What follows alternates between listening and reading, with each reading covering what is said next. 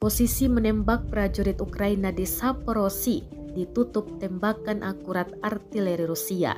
Rekamannya beredar di Telegram pada Minggu 26 Maret 2023. Dalam keterangan unggahan disebutkan peluru artileri Rusia terbang tepat ke parit sekelompok militan angkatan bersenjata Ukraina. Sebelumnya, pengintai dari resimen ke-503 dari divisi ke-19 Rusia melacak militan angkatan bersenjata Ukraina dengan bantuan quadcopter dan mengarahkan artileri ke sana. Tembakan akurat menutupi unit musuh, klaim militer Rusia. Sejumlah prajurit Ukraina juga dikabarkan tewas setelah tersambar artileri.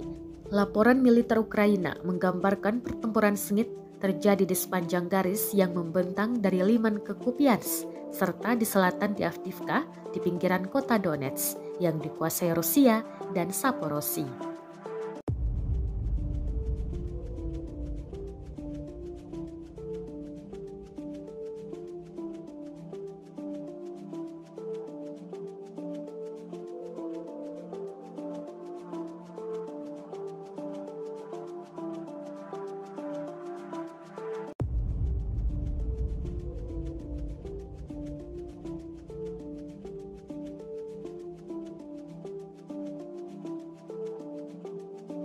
Terima kasih sudah nonton.